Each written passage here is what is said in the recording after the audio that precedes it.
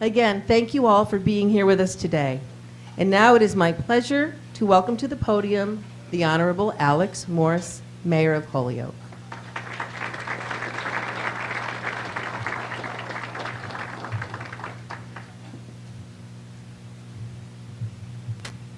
Good afternoon, everyone, and thank you for that introduction, and thank you for the invitation to be here again. This year, I also want to congratulate my fellow mayors here in Western Massachusetts for their victories. I look forward to working with you, Brian, the other newly elected mayors in Western Mass, continuing to work with Mayor Koss. So congratulations, Mayor Koss. I'm glad I'm not running against you in Chicopee. That's for sure. But congratulations on your big win. I know there's a lot of great things happening in Western Massachusetts, and we as mayors recognize that while we're elected to serve our respective community, it really is about collaboration on a number of different issues when it comes to economic development and education, substance abuse, and other issues that affect urban communities and our more suburban communities in Western Massachusetts. I want to thank Rick Sullivan for really working with the mayors in Western Mass to make sure that our goals and our visions are aligned for the betterment of all of our communities. I also want to thank the two former mayors of Holyoke who are here this afternoon as well, former Mayor Marty Dunn and former Mayor Mike Sullivan, both who are friends and mentors of mine and have certainly left a great legacy here in the Holyoke. If you just join me in thanking them for their service to Holyoke as well.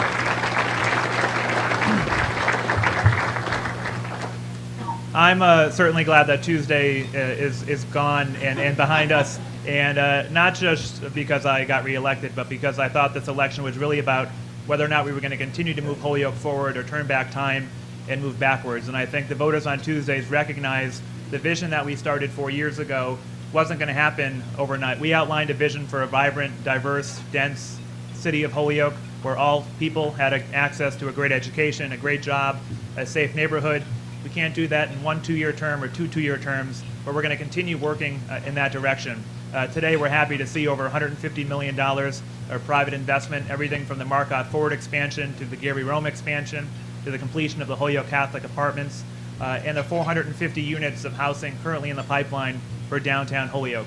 Our success, much like American cities across the country's success, depends on our ability to bring people back to the downtown, back to our cities in general. We once had over 60,000 people in the city of Holyoke. We were shy of 40,000, we're over 40,000 now. And the fact that we have 450 units of new housing in the downtown, both affordable, market rate, and ownership condominiums at the Canal Gallery and 216 Appleton, are a sign that we're doing what we need to do to attract private investment at levels not seen in Holyoke in decades. It has certainly been an honor and privilege to serve as mayor over the last 4 years, and I look forward in the next 2 years and beyond working with my fellow mayors, our state delegation. I want to thank Senate President Stan Rosenberg for his leadership and how lucky we are to have him in Boston working with our state rep and our state senator all the way down to Boston. But again, I want to thank the Chambers of Commerce. I want to thank our president, Kathy Anderson, in particular. She does a wonderful job for Holyoke day in and day out working with the Chamber. I also want to help and thank Carolyn Kirk, the former mayor of Gloucester that now works at the Executive Office of Housing and Economic Development, and I know you'll hear from her throughout the day, but we served together for a few years, and she is certainly a friend and mentor to me as well, and I'm glad to work with her in a different capacity. So thank you, Carolyn, for your friendship and support, and just thank you to everybody in the room for your continued support and encouragement as well. So have a great day, and thank you again.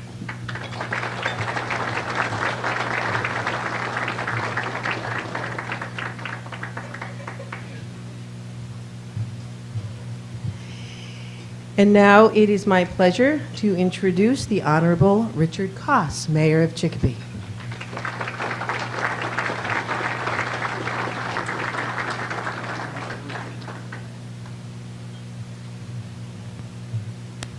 Good afternoon, everyone, and welcome here to the Log Cabin and for this event. My comments are, I'm going to be introducing our keynote speaker momentarily, but I just want to take an opportunity to thank all of you for attending. One of the issues that we always have on a regular basis is engagement. And I know my fellow colleague, Mayor Morse, has done a great job in recognizing and thanking a number of people here who make a difference.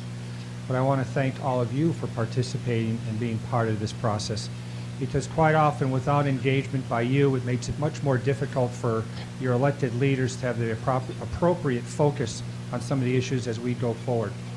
So clearly, and I just want to talk about one little issue, and that's the collaboration that we've enjoyed. I'm going to be introducing Senate President Rosenberg in a moment. But more importantly, I just want to thank the entire legislative delegation here, as well as members of the Baker-Polito administration, because it's been really, I've had the privilege and the perspective of multiple times of looking at how things operate and how things are doing and being done. And I can tell you that the level of cooperation, the level of outreach has been really, truly impressive.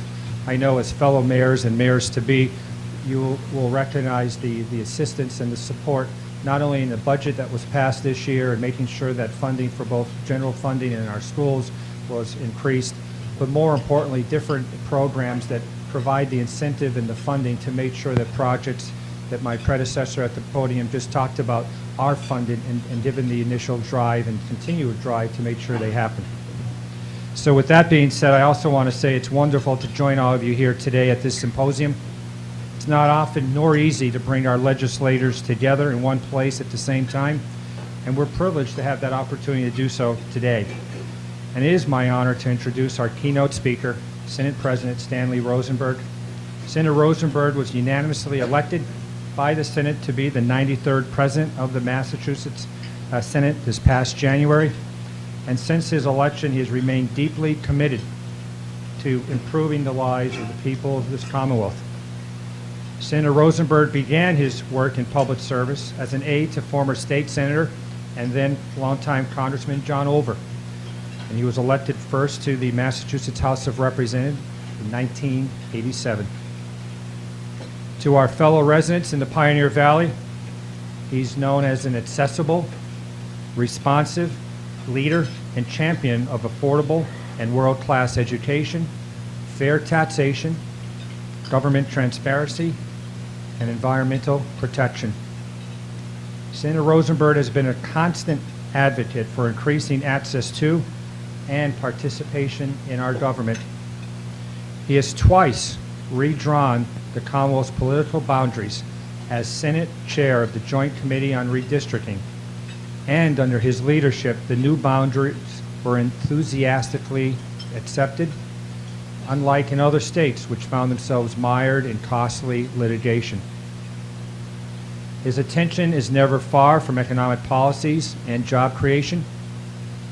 As chair of the Senate Committee on Ways and Means, he passed long overdue wage provisions for the Commonwealth's human service workers and played a key role on the Dairy Revitalization Task Force, which began efforts to strengthen our dairy industry and assist Western Massachusetts farmers. To his neighbors, Senator Rosenberg is a humble and hardworking man who shares their progressive values and possesses a strong moral compass toward what is fair and right. He can often be found at church suppers, community meetings, farmers markets, and pie auctions. In his spare time, he enjoys gardening, reading, traveling, languages, and cooking, especially his famous tomato sauce. He lives in Amherst with his partner, Brian Hefner. Ladies and gentlemen, please join me in giving a warm welcome to our Senate President, Senator Stanley Rosenberg.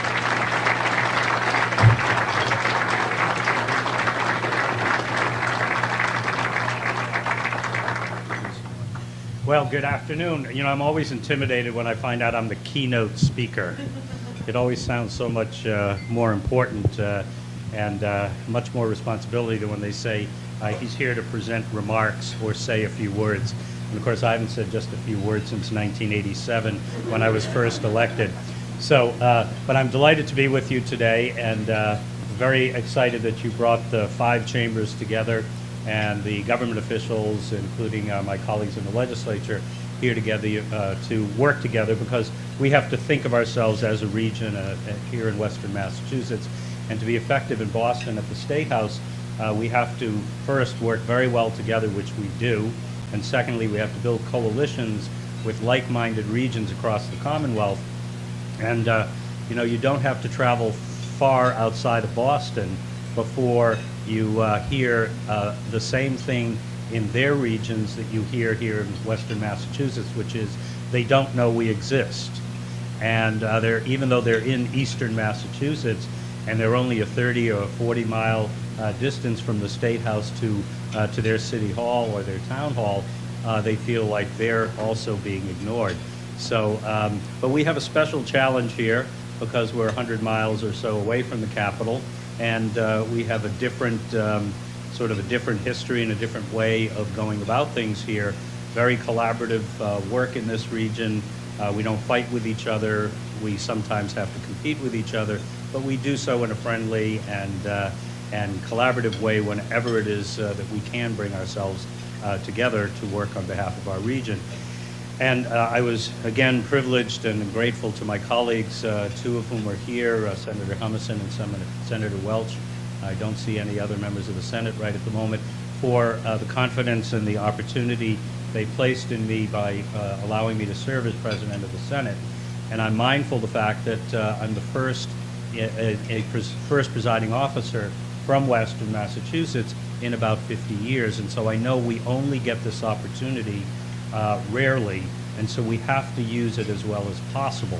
And so one of the first things I did after I knew that I had secured the support, even though I hadn't yet been elected, was I convened all the former legislators from Western Massachusetts at a dinner at Westfield State University to start having a conversation about how we could think and work and act as a region, particularly in the area of economic development. And we've just recently held another conversation among this group and have begun to chart a path that we hope will engage many of you in this room in your roles as leaders or board members or staff to various economic development related organizations, so that we can identify some key priorities for our region and try to move those priorities forward as aggressively as we can. Because under the Senate rules, you get to serve as presiding officer for 2 years at a time, and you can serve no more than a total of 8 years. So the time goes by very, very quickly. We're almost finished with the first year of my first term, and I just want to be able to try to advance, with your help, some key priorities that will help the region. And so I'm hoping that over the course of the coming months that we will be able to identify some key priorities and really move as aggressively as possible to try to move some of those along. So I always have to comment on what's happening with the state fiscal affairs, because it's really, it's the largest effort that we have to make each year in terms of our lawmaking duties. And so I just want to let you know that our constitutional responsibility is to have a balanced budget and to end the fiscal year on June 30th with a budget that was in balance and without a deficit. And I'm happy to report that although it was a struggle, we did get a balanced budget to the governor's desk. And the reason it was a struggle principally was because as the governor came in, he did a very deep dive, and he looked under every rock and tried to sort everything out, looking new eyes on the situation, on the budget, and determined that we had about a $1.8 billion structural problem. And so working together, the House, the Senate, and the governor worked to close that, which made it a very challenging budget cycle. But we hope that that positions us going into the next fiscal year's budget with a much brighter picture. And we're already seeing that the continuing growth in the economy is paying dividends here in Massachusetts when you look at tax revenues, because we are $126 million above benchmark year to date, when the governor just a few weeks ago was musing to the Speaker and myself that he was worried that we would have to face some 9C cuts.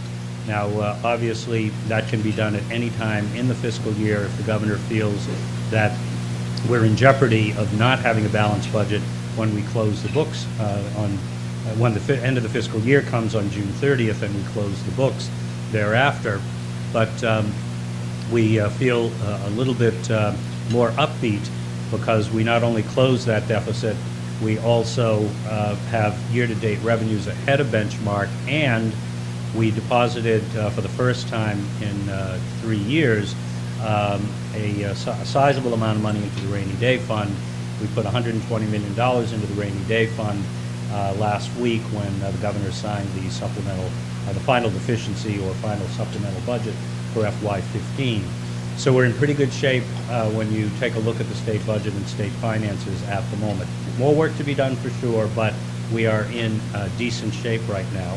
And the economy as a whole, we're hearing sort of a couple of conflicting things.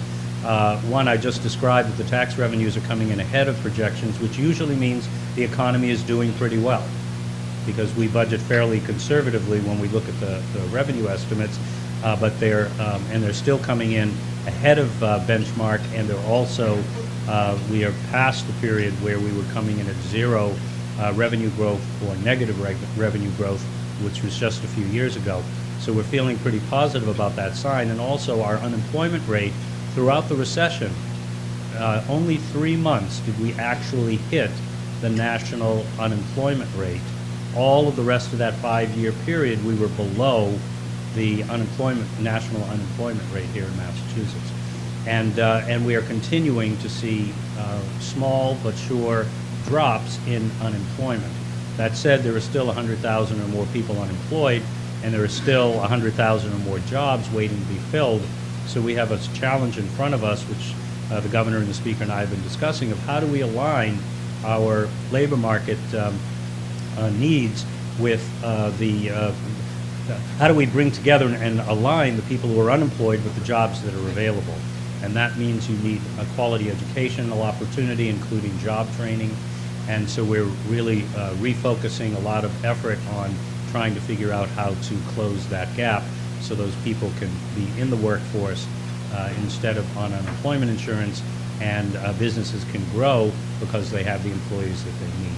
And I'm sorry that Secretary Walker isn't here today, because he's the point person on doing this, and he is developing for the governor a new plan which is required under federal law. And I'm hoping that some of you in this room are already being consulted, and if not, you might want to pick up the phone and give them a call and say, how do we get into the conversation, because we want to make sure our regional job training needs are being understood and are being met as you put a plan together for federal approval. So things are looking pretty good in that respect. The only dim light in this is that for the third month in a row, the Associated Industries of Massachusetts, which is the manufacturers association here in Massachusetts, is reporting dropping confidence in the business community. And the signals and the sense that we're getting from the folks who are looking at that is this is more about national and international situations as opposed to right here in the Commonwealth, because very little has changed here in the Commonwealth. We do know the two changes that were made, one on the ballot with paid sick time, and the other is the increase in the minimum wage. But whenever you institute a minimum wage, there's always a bit of a bump in the economy, but it usually rebounds, adjusts, and goes along and then continues to grow. And since tax revenues are growing and unemployment continues to drop, it suggests that the economy is adjusting very well to these new policies that were put in place, one by the voters and the other by the legislature. So also wanted to comment that as I was preparing to come into the Senate President's office, it gave me some time because the succession plan was resolved by the members of the Senate full 17 months before the actual transition occurred, which then allowed me to travel the state and spend a lot of time listening to people, connecting or reconnecting with folks that either I hadn't known or hadn't done work with, or had known and done work with but hadn't connected for a while, and also having the opportunity to meet with various kinds of organizations. And a lot of my time was spent with business organizations and trade organizations all across the Commonwealth. And there were very clear themes that emerged as I had those conversations. And it didn't matter where in the Commonwealth I was meeting and talking with people in the business community, I was getting roughly the same feedback. The details may have been a little different, but the overall concerns were clear. The cost and reliability of energy, the cost of health care, the need for expanded educational opportunities and for job training, again going back to that matching the people who are unemployed with the jobs that were sitting vacant in their companies. And then transportation, and finally housing. And so in the Senate, we have put working groups together covering most of those areas, and we obviously have the standing joint committees with the House that cover all of these areas as well. But what we're doing is taking a slightly different approach in the Senate of creating interdisciplinary work groups within the Senate by taking chairs and members who cross various committees, because a lot of these problems are traditionally identified and solved in silos, or you try to identify them in silos, but a lot of them actually are cross-cutting. And so if you don't have conversation going on among the people in the Senate who are experts in several of these areas at the same time, you're going to miss opportunities, and you won't have as good a set of solutions as you might otherwise have. And so we're working very hard to put together some plans in transportation and in housing. We know that the Health Policy Commission is in their roughly third year of implementing the cost containment law for Massachusetts, and we're making significant progress on that.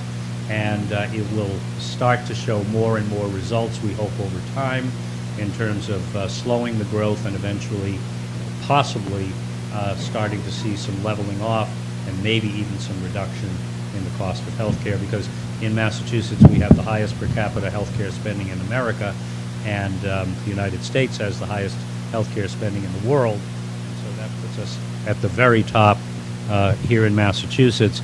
And we get the benefit of our teaching and research hospitals, but those are extremely expensive, and we are in the process of trying to figure out how to control costs without compromising quality or access. And finally, I'll just say with regard to those 5 subjects that energy is front and center, and this is a very robust area of debate because we are having supply problems here in Massachusetts, particularly meeting peak demand. We are having cost problems. We're among the highest cost energy in the country, and we have to reckon with that because it's having a dramatic impact on the economy. And we also understand our impact on our climate change impact, our carbon footprint, and we have been working more aggressively than any other state other than California to identify strategies to not only make sure that we have the energy we need, but that it's greener and greener, and that we reduce our carbon footprint. And you're going to see continued very robust debate around solar, around wind, around hydro, and the question of how long do we need, how much more gas, how are we going to get it, and how many pipelines are we going to build in New England, and how many of those pipelines in New England are going to be built in Massachusetts, built or expanded in Massachusetts. Finally, before we go to Q&A, I just want to touch on a subject I was asked to touch on. Later in the afternoon, you're going to be talking about high-speed internet, and it's going to be more from the city perspective, I'm told. So I was asked to give a quick thumbnail of where we are on trying to provide high-speed internet access in the rural communities that have either no access at all or almost no access. And the MBI, which was formed by the state government to solve that problem, has made some significant progress using a combination of federal and state funds. We have now built out completely what's known as the middle mile, which are the poles and wires that are necessary in order to have a fiber-based system. And we have now got a series of things going on with a group called Wired West that's trying to aggregate communities. We have Leverett, which successfully put in their own system together with the help of Holyoke Gas and Electric, interestingly, and Crocker Communications of Springfield, and they now have 80% of their households now have high-speed internet and improved telephone service, and that's all was locally grown. They did it over about a 3-year period, mostly with their own money. The middle mile was done with state and federal money.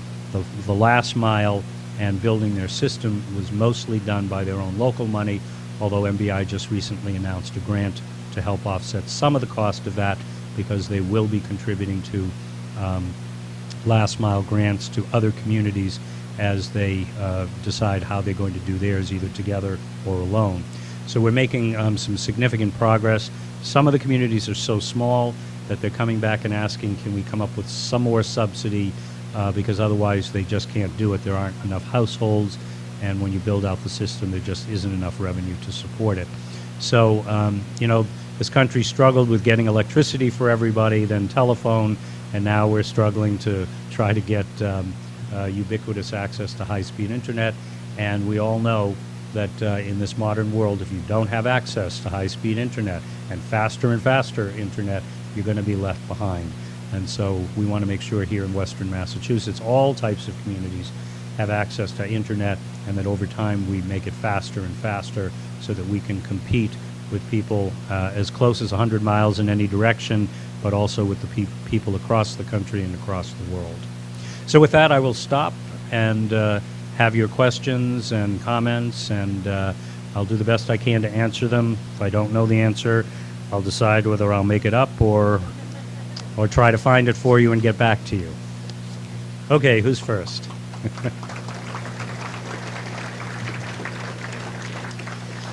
There are apparently microphones here, so if anybody wants to do it, are you going to take this over? It's Tony who will lead you, who will facilitate the questions. Okay. So I'm assuming if why don't you join? That would be my privilege. It would be my honor to have you here with me. So, hi, I'm I Kate. can put my glasses on so I can see what we're reading here. Excuse me. If she stumbles, I want to be ready.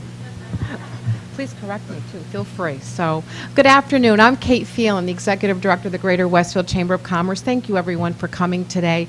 I have the pleasure of introducing our facilitator. So, our question and answer period with Senator Rosenberg, Deputy Secretary Kirk, and our esteemed panel of legislators during the Chamber View will be facilitated by Tony Cignoli. Tony is the president of the A.L. Cignoli Company, the public relations, political, and governmental affairs company he founded in 1992. The company's bases of operation are Boston, Mass., York, Maine, and Clearwater, Florida, with home base being Western Massachusetts. Tony's built a reputation creating success for both political and corporate clients in challenging situations. His corporate and political list reads like a who's who over the past 30 years. Tony is a veteran of over 351 political campaigns, including elections in Peru, Italy, and the Dominican Republic. He has counseled governors' races in Massachusetts, Iowa, Maine, Connecticut, Vermont, and Maryland. We know Tony here as a friend, involved in many community efforts, and as a frequent commentator and political analyst for radio, television, news, including WWLP TV 22. News, New England Cable News, CNN, and MSNBC. He is a resource to newspapers such as The Republican, The New York Times, The Boston Globe, Worcester Telegram, The Boston Herald, The Reminder, and The Wall Street Journal. He is a frequent guest on Boston Herald Internet Radio. With his background, we know that Tony can well facilitate the conversation here among the remarkable public service joining us here today. And first, we will be with our very own Senator Rosenberg. So please welcome Tony Cignoli. Thank you so much for being here today. We appreciate it. Now, believe me, the last guy that needs a facilitator is the indomitable, omnipotent, always present Senate President of Massachusetts. You are amazing. So you don't need a facilitator. Maybe they thought you need a bodyguard more so than anything else, but we would like to open up to questions. I know there are folks out. This is a rare opportunity. How often do you get a chance to ask a direct question to a Senate President? You know, we all know Senator Rosenberg well, and in his introduction it was well said by Mayor Koss. This is the guy you see at the pie contest. Maybe you see him at the store. You see him getting gas, and he's always accessible to us here. But he is the Senate President. And in Boston, that is an amazing thing. So without further ado, I'd like to ask for your questions. You can stand up and come to the microphone or let us know what you're thinking and what you might want to say to the Senate President.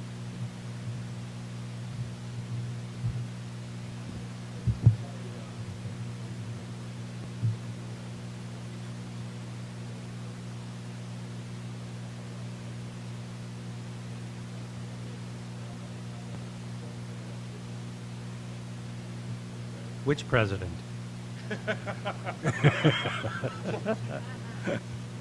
Maybe you didn't catch it yet, but the President Obama rejected the pipeline. Keystone. Keystone. I'm sorry. So not the Berkshire one. Pipeline. No, the Berkshire one's going through, right? So Pipelines around here are Ned and Algonquin. Okay. yeah. I'm sorry about that. Wow. So, but my question is, with reference to energy and manufacturers, having confidence in wanting to stay here and grow here and do things here, in terms of electricity, there's a net metering credit like outstanding there as to when that cap might be raised, and I think in my travels talking to different manufacturers or distribution facilities, there's opportunities to put solar and get that alternative energy. Is there any late update on that net meter crediting? Yes. So the net metering bill passed the Senate about, 4 or 6 weeks ago. I don't remember exactly, but we sent it over to the House. The House has been working on it, and the Speaker said he wanted to get it on the governor's desk by Thanksgiving, which means there's only a few more sessions of the House and the Senate before Thanksgiving, and it just depends on the condition of the bill when it comes back to the Senate as to whether or not we'd be able to get it to the governor's desk. But we finally have it separated from the bigger energy bill, which was something that needed to be done because the House originally wanted to put all of the energy pieces in one, including net metering, and that was going to be done next year. The Speaker realizes that this is really critical. It's not an exact deadline, but one utility has already reached the cap and the other one has another year to go, but they would like to see it addressed as well. So it's on the front burner, and we'll do the best we can. I'm not sure we can do it by Thanksgiving, but it should be done, if not in Thanksgiving, very early in the new year. Awesome. Thank you. You're welcome. Anyone else? Okay, great. Hello there. Thank Hi. you very much for coming out today. I had a question in regards to manufacturing. So right now, the average age of a manufacturing employee is 55 years old, if I'm not mistaken, in Massachusetts. We have a lot of kids in high school that don't know about the opportunities in manufacturing. So what are some ways that we can work together to let high schools know about the opportunities that are here and connect them to them? So we would welcome any of your ideas because you're the experts, we're not. We have been putting a lot of money on the table for initiatives that are brought to us by regional groups. So for example, here in Western Massachusetts, we have several initiatives. I'm not going to remember the names, all of them off the top of my head, but we did one up in Franklin County. There's one going on here in Springfield in precision manufacturing. There's that new facility that's going up. The workers are going to be building trains here in Springfield.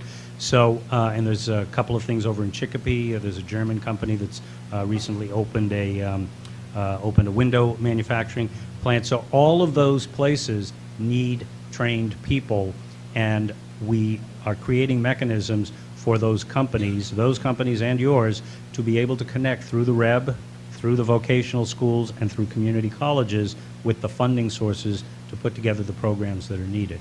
But this is the kind of thing where you come up with the ideas, you bring them to us as legislators. We do an economic development bill at least once every 2 years, so there's probably going to be another one within the next year. If you guys come up with some strategies and you need some resources or you need some new policies, put them on the table and let's discuss them. Fair enough. Thank you.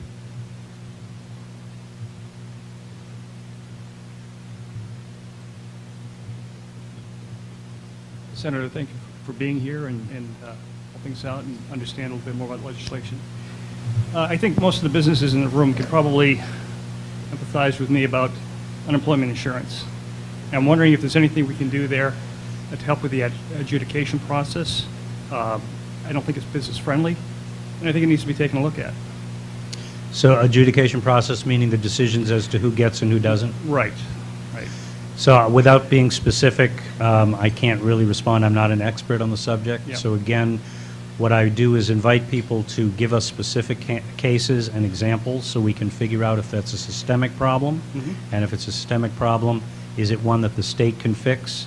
Because it's a federal system that is implemented by the states. Okay. And the states can put some of their own rules in place, as you know. And so we have to determine whether the problem as it presents itself is caused by a state policy or a federal policy, and then we can take a run at it.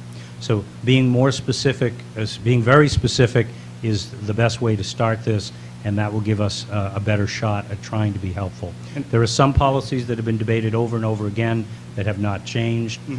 What I always say to people is, you know, if you've done it 40 times and it hasn't worked, let's find something else to work on and see if we can make some improvements by working on some other pieces that aren't working.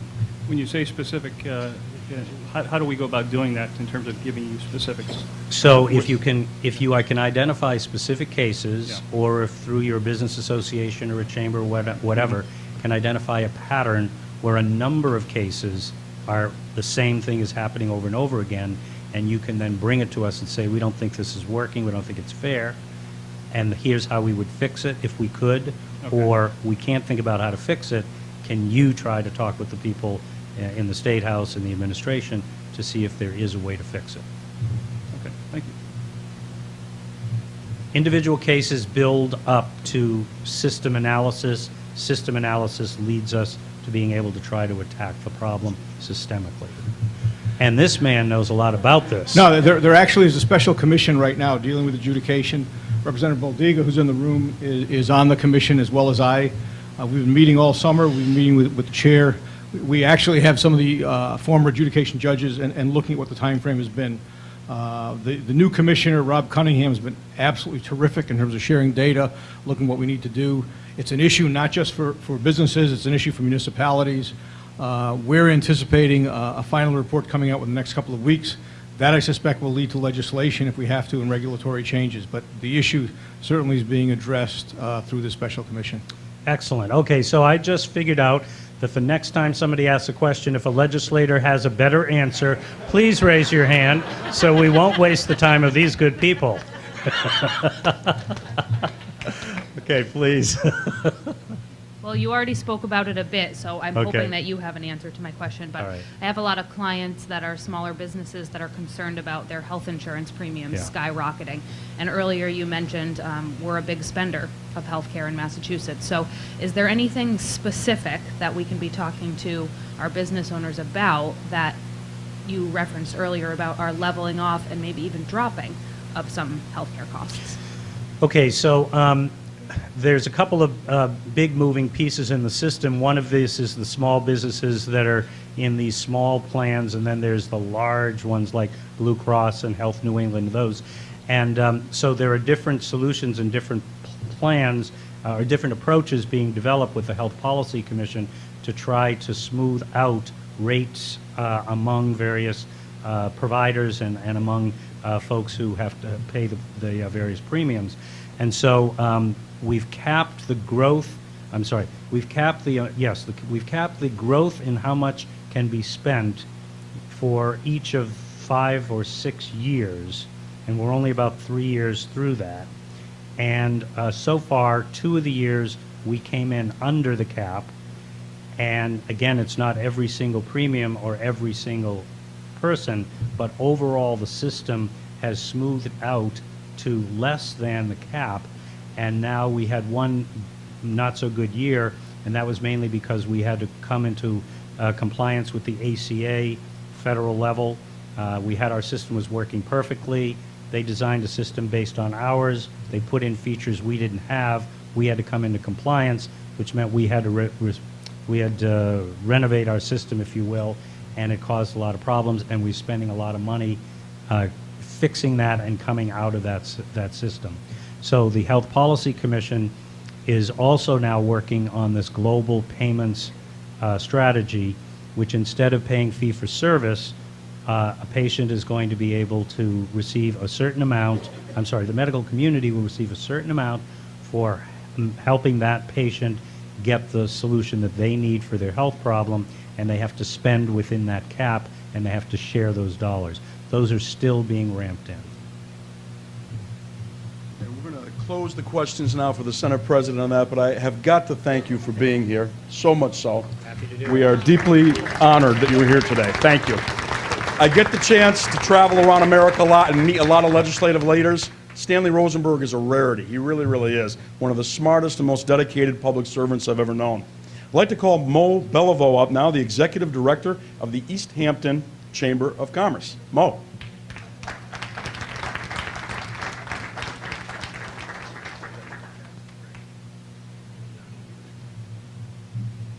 Navigate through all of this stuff over here. Welcome, everyone. Thank you for being here this afternoon. Again, my name is Maureen Belliveau, otherwise known as Mo, and the Executive Director of the Greater Easthampton Chamber of Commerce. I'm thrilled to be the newest member of this fantastic collaboration with all of our chambers, and I'm looking forward to continuing this relationship for years to come. It's now my honor to introduce our second speaker this afternoon, Deputy Secretary of the Executive Office of Housing and Economic Development of the Commonwealth. Carolyn A. Kirk joined the administration of Governor Charlie Baker and Lieutenant Governor Karen Polito in January of 2015, and serves as the Deputy Secretary of the Executive Office of Housing and Economic Development.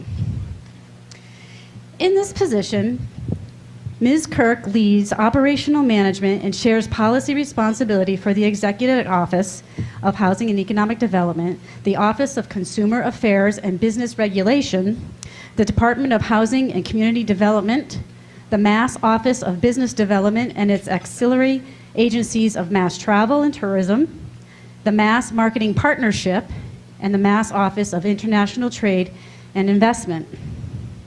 In addition, she is responsible for economic planning and growth in maritime economic sector, oversees the Mass Works grant program, and provides direct support to the Lieutenant Governor's office on a number of initiatives. Prior to her appointment with the Baker-Polito administration, in 2007, Carolyn Kirk was the first woman popularly elected as mayor of the city of Gloucester and has served as mayor for 7 years. Kirk's administration invested over $100 million in infrastructure, thus laying the groundwork for future economic growth. The first ever business class hotel is under construction in the city in the long sought after waterfront location adjacent to downtown.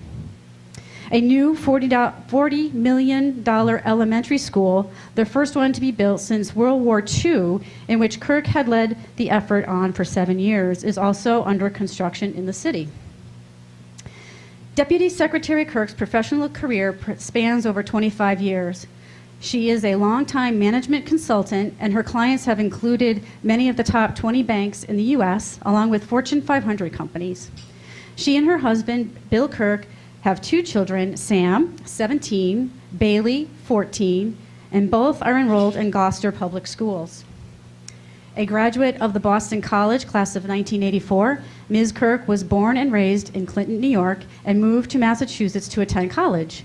She moved to Gloucester in 1988, where she still resides and has drawn to the diversity and beauty of the city. Ladies and gentlemen, it is my pleasure and privilege to introduce Deputy Secretary Carolyn Kirk. Thank you.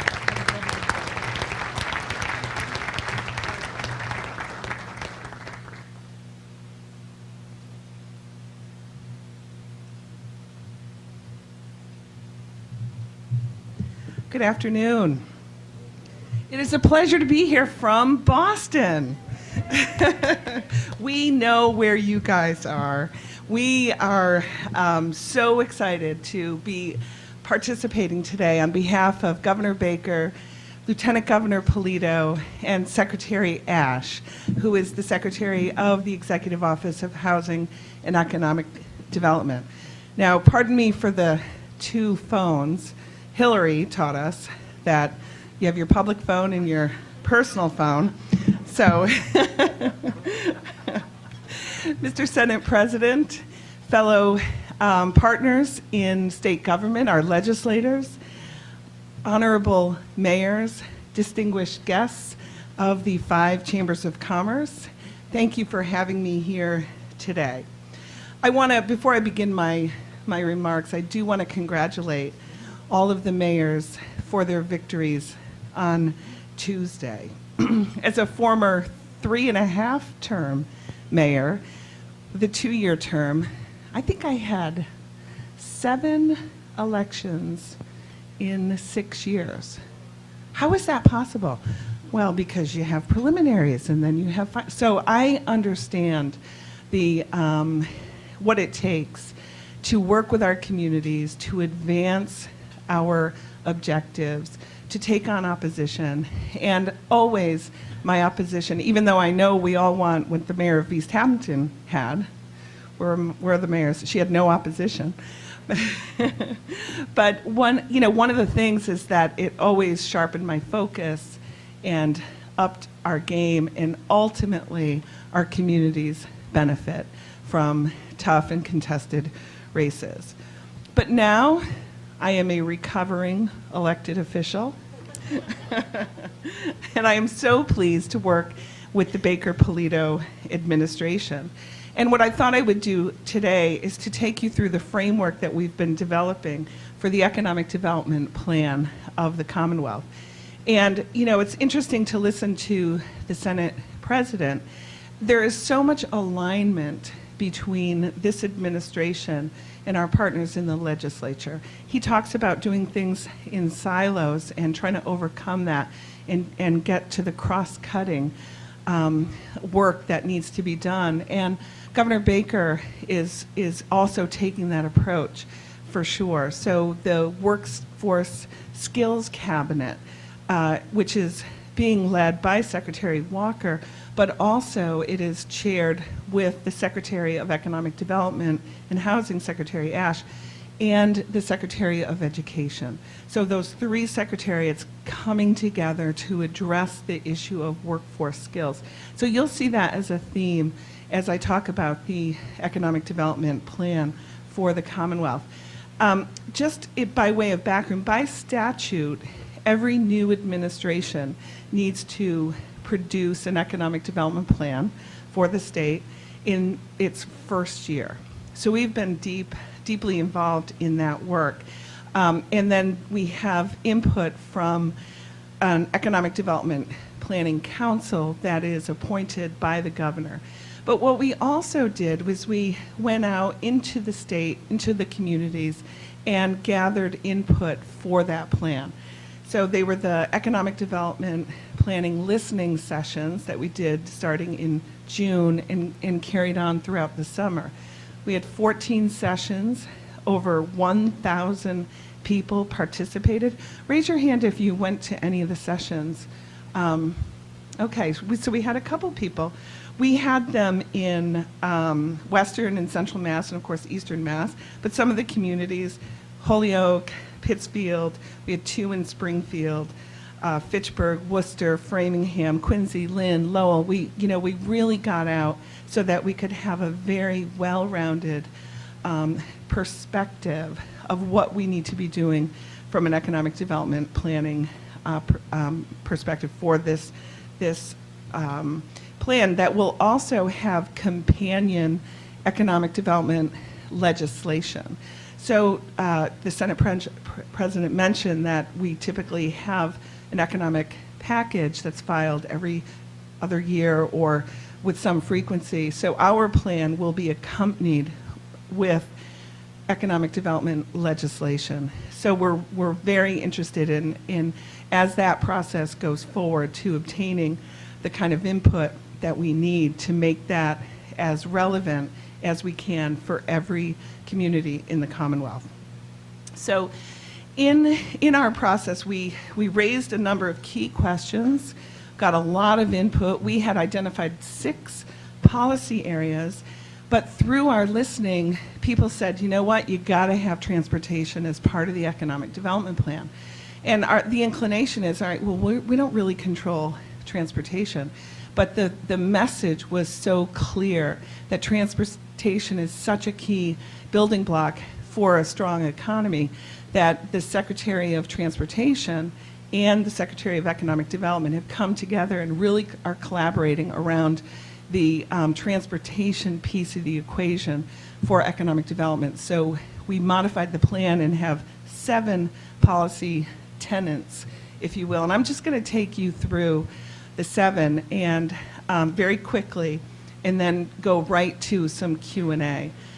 So the first one is preparing communities for success. Jay Ash was a city manager.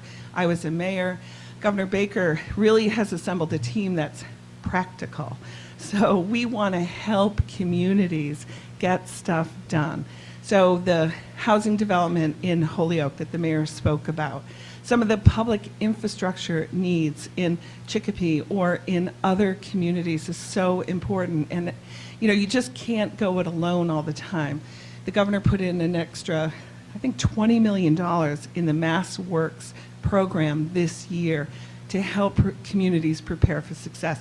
Now, that's in a very, very tough budget climate that we were able to do that. But anything that we can do to cultivate leadership and collaborations, support public infrastructure, maybe help with land assembly, look at state-owned lands in communities, free them up for development. That is first policy tenet, is preparing communities for success.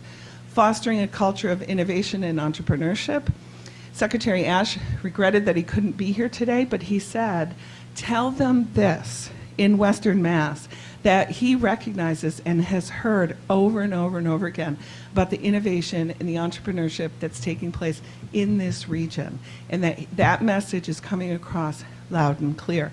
Katie Stebbins, who's our Assistant Secretary for Technology, Innovation, and Entrepreneurship, is based in this area. She's in Springfield, and I'm sure you have met her, and she's been around. So we're really encouraged and optimistic about what we're hearing, and guess what? Other communities and other regions will be able to learn from the collaborations that are taking place here and the entrepreneurship that's being exhibited. I'm the chairman of the Economic Council that approves the tax credits. Kathy Anderson, the chair of the chamber with the chamber in Holyoke, sits on that board. It is incredible to see the companies that come forward that we can help and the stories that they tell about their commitment to their communities. Some are entrepreneurs, some are well-established family-owned businesses, others are large corporations. So it's so interesting, and there's a lot of activity and robustness to what we're seeing. And so that is a fundamental tenet that we have. Workforce development, talent retention. You know, what we hear is, you know, it's not taxes, it's talent that keeps us awake at night. So that workforce skills cabinet, bringing together what the jobs are and what the skills are, and getting them matched through vocational programs and community colleges, and the training that is needed and we can support, is that workforce skills cabinet work that is being done. Key clusters and industries. When we look at economic development, we have to look at regional strengths. So the economic development plan for southeast or the south coast of Massachusetts, Fall River, New Bedford, is going to be different than Western Mass. And as a mayor, I understand this, that you leverage your economic assets as you try to grow your economy. You have clusters here that are very important with advanced manufacturing, plastics. We see them come through the tax credit program. We hear about it in our listening posts. So we're teasing about what are those key clusters, how can we support them, and what are the regional differences that change how we invest here or there. Housing policies that support economic growth. This one is very important, that we are working with our Department of Housing, any mixed use building concentration in our downtowns, a little bit more density to have that customer base to support those small businesses on our main streets. Very important to the communities around the Commonwealth. Pro-growth and a friendly regulatory environment is another policy tenet. So the Baker administration, Governor Baker signed an executive order saying every regulation will be reviewed, and it will be determined whether or not that regulation should be kept, changed, or abolished. So every regulation will have some disposition.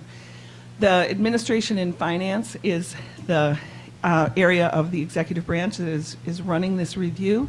They are having public listening sessions. If you have regulations that you want to see changed, I would go on the mass.gov website, just type in regulation review or public hearings.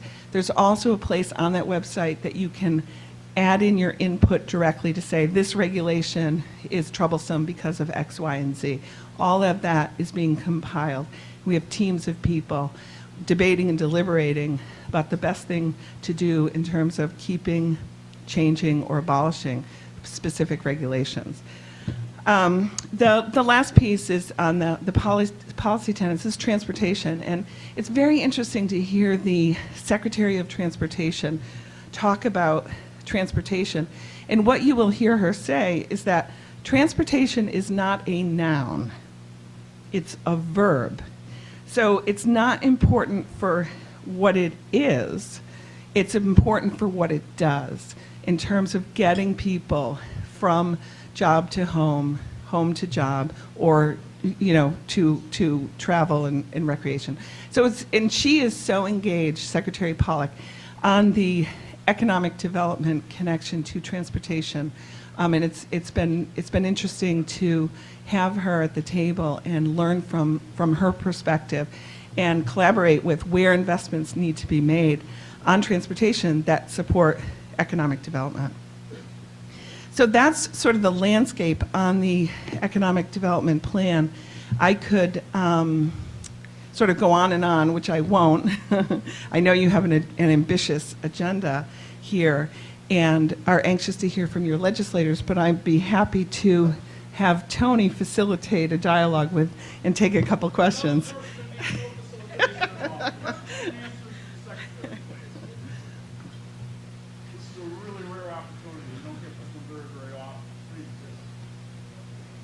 Yeah.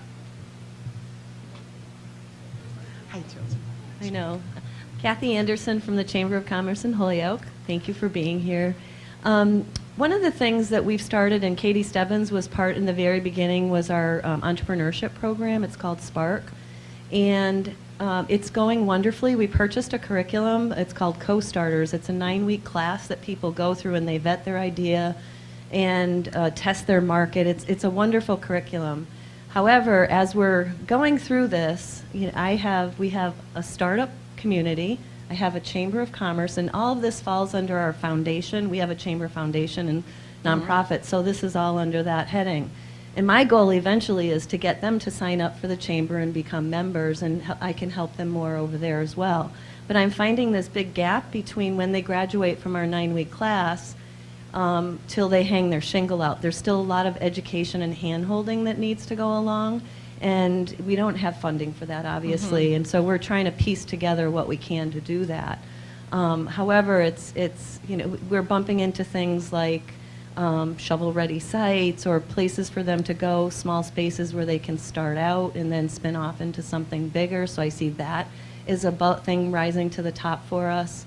So I'm wondering if in the economic development bill that you're talking about, if there's anything that will help those kinds of things, the in-between, because as we know, for all businesses, there's hurdles that you have to keep jumping over, and we want to keep holding their hands until they literally open that business. So I'm just wondering if you have any suggestions towards that. Yeah, so it sounds like in terms of from a programmatic standpoint that this particular program gets you so far, and then there's a gap. So there's a section in the plan around entrepreneurship and innovation. You should read the plan, and I can, once it will be, there's a public hearing on the plan. We will file this plan with the Senate and House clerks. It will be subject to a public hearing on November 16th, and by the Joint Committee on Economic Development and Emerging Technologies. So once that plan is sort of solidified, that's what will drive the legislation, and that's what will drive budget. So when you read that plan, if you see gaps like that, that should be part of your public comment. and say, you know what, we have this great program, it gets us from A to G, but not all the way. And you can work with Katie on maybe constructing some language that says this is the gap that's missing. Because if it's not in the plan, it's going to be hard to, and we tried to make it broad enough that we could be inclusive, but there are going to be some things that might be missing. So that would be my suggestion there. And for any other kind of program that you see that's insufficient or not fully thought through in the plan, we really need that input. And then, like I said, the legislation will be driven from that and budget as well. And everyone knows where Katie Stebbins lives, right? In Forest Park. If you need the action, give you that. So, a Western Mass person that's helping with all this. Sir. Hi. Well, I just have an answer for you, actually. So I've been a facilitator at Valley Venture Mentors for about 3.5 years. They have plenty of space, and they have plenty of people that want to help. So they're right over in Springfield, and they are more than willing to have an open tent to have all entrepreneurs throughout Western Mass come in for some advice. So I recommend you connect with Paul Silva over there. Great. Thank you. Any other questions for the Secretary? In this unique opportunity to ask, or anything you might want to say that perhaps could be a message to bring back to Boston? Oh, that opened it up. Now we're in trouble. Okay. Oh, all right. Hi, my name is Wayne Webster. I'm a banker. One of the things I kind of developed a little bit of an expertise in an area of tax credits. Yeah. And one of the things I find is, as I'm talking to developers, there's a process where they can either obtain low-income housing tax credits or, in many cases, historic tax credits. The process for allocating those tax credits is piecemeal. So, for example, someone will go in, they'll submit for a project, and that project gets delayed over and over and over because the process by assigning the tax credits get chopped up over time. It's awards in pieces. I'm wondering if there's anything that, from an economic development standpoint, you've looked at or talked to people about how to get that process so that you can fund shovel-ready projects right away, and rather than kind of dragging it out over time. Yeah, we're trying to unbundle the mystery of how some of these programs are administered. Thank you for that question. So that is deep inside the administration within the Department of Housing and Community Development, how they run that program, and looking at some business process reengineering to say, how do we streamline that to ultimately support the outcome that we want, which is time to market on these projects. So I'm just going to take that back. But you mentioned shovel ready, and one of the challenges we have with the Mass Works grant is so it's capital money that runs through on a fiscal year. And former Mayor Sullivan, you know very well what I'm talking about on this. And so the drawdown on that grant has to be done in that fiscal year. So that's why we need shovel-ready projects, so that you can, if the grant is for construction, you can get that construction done and you're not jumping to the next fiscal year, which the clock resets on the budget and you got to go ask again, which is a problem. Now, that doesn't sound like the problem that we have on the tax credit side of the equation, so I'd be interested to know what it is that we're having stops and starts on that side, and I will take that back. But it can be a little tricky to time things properly for the actual developments. Thank you for coming today. I am the owner of the Laura Naturals Company, located in Springfield, Massachusetts. I'm actually a chemical engineer with over 22 years of experience. I did conventional products. Now I'm doing all natural products. The problem for businesses like mine, I make physical products. I can sell them. This is not a software. Mm-hmm. And as the owner, I have a big problem with renting a space to expose my business. The question is, not just question, it's just like a proposal. If people like me, who makes physical products. If we can get really under the same umbrella of funding from state of Massachusetts, because I cannot pay for the rent $1,000.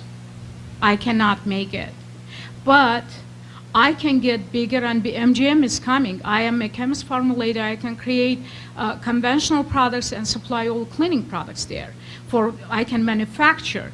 But again, the whole thing is I'm staying at the same level because of very expensive, I mean, the rate for the rent. Can you or state, can we get any hope at least if state can help businesses like mine who really needs like we have Marketplace in Boston, Marketplace. Can we have something like that, but with very low percent of, or maybe just based on selling product, some marketplaces for businesses like mine? So and this is a broader question around the tax incentive program, is if you are a business and you are manufacturing and you're in a gateway city, right now there are basically, bonus points for the tax incentive program to retain jobs or create jobs.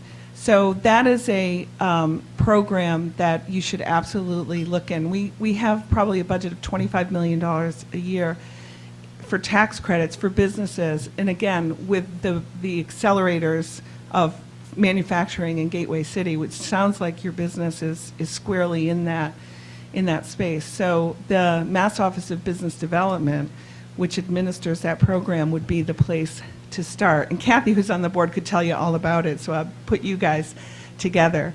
But I don't see that as being outside the realm of what the Commonwealth would do. In fact, what we're also talking about is, do we want to even accelerate the incentive and bias it towards Western Mass versus Eastern Massachusetts? We haven't, beyond gateway cities, we haven't taken a regional bias. But those are discussions that we're having right now because of what we're hearing around the state in terms of one size doesn't always fit all on economic development. Well, last question. Again, thank you for being here. My name is Steve Marco of Village Eye Care. On that same topic, are there opportunities for tax credits for businesses to purchase products that are manufactured in Massachusetts to keep manufacturing in the state? That's a good idea. That's a great idea. I don't know of any program like that, but it's very compelling. In fact, I don't know if you saw the announcement recently, just the other day, by the governor talking about opening up the state procurement to a diversity supplier market.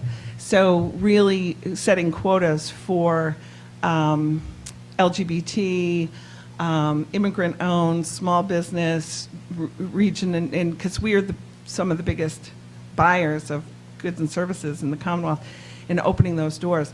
But there's no reason why we couldn't think about a business-to-business type of incentive. Very, very interesting, and I will be sure to bring that back to Boston with me. Secretary, thank you very, very much. We deeply appreciate you being out here today. Very much so. Thank you.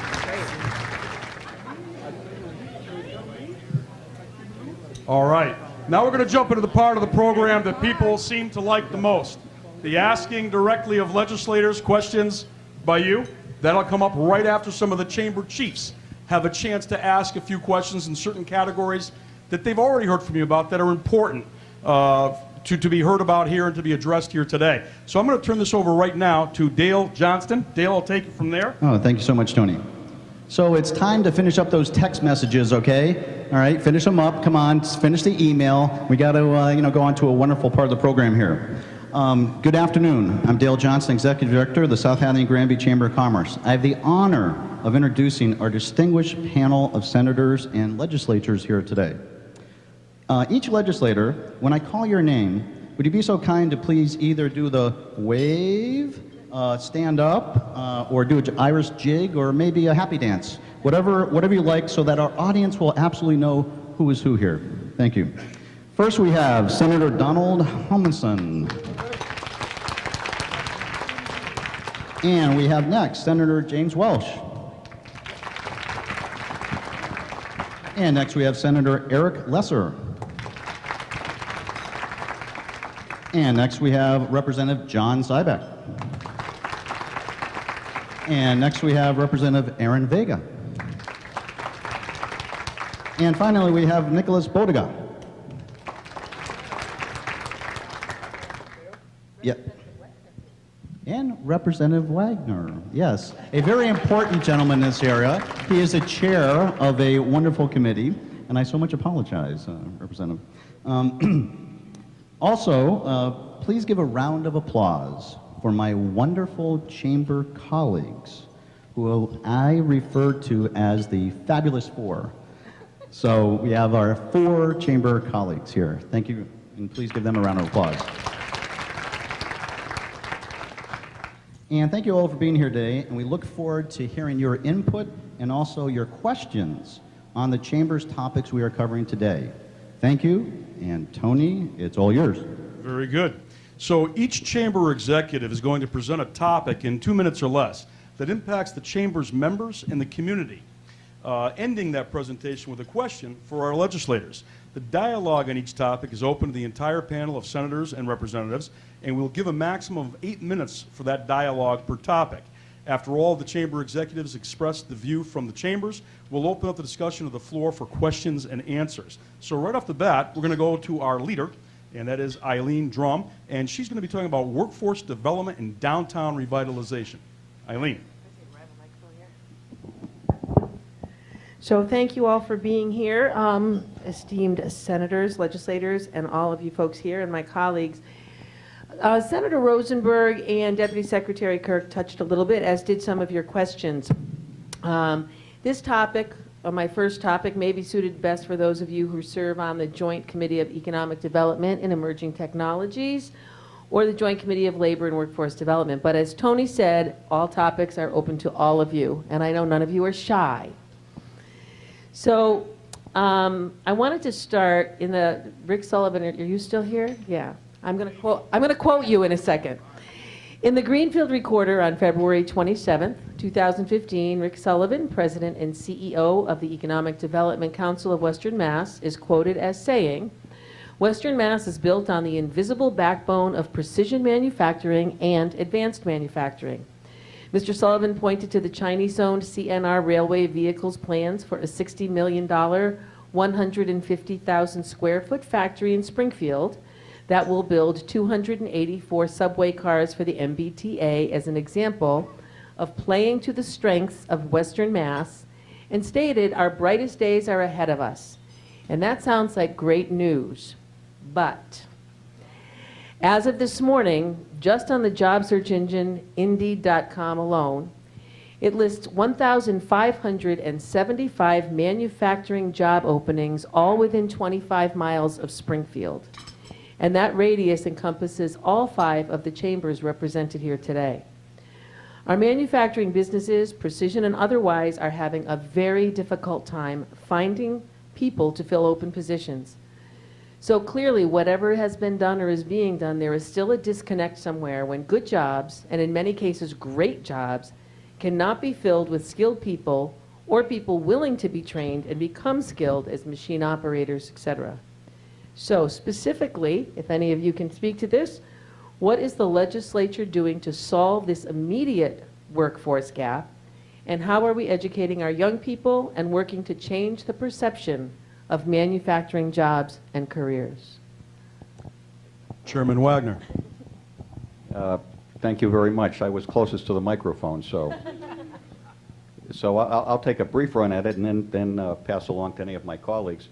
I think the short answer is that we in state government are trying in various ways to create more pathways that connect employers to resources and resource-related things to help manage both the skills gap and the lack of an appropriately sized labor workforce. So I'm in year 5 as chair of the Economic Development and Emerging Technologies Committee, and I speak with employers all over the Commonwealth.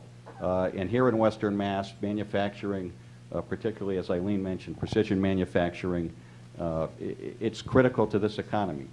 12.1% of the employment base in Hampden County is in manufacturing.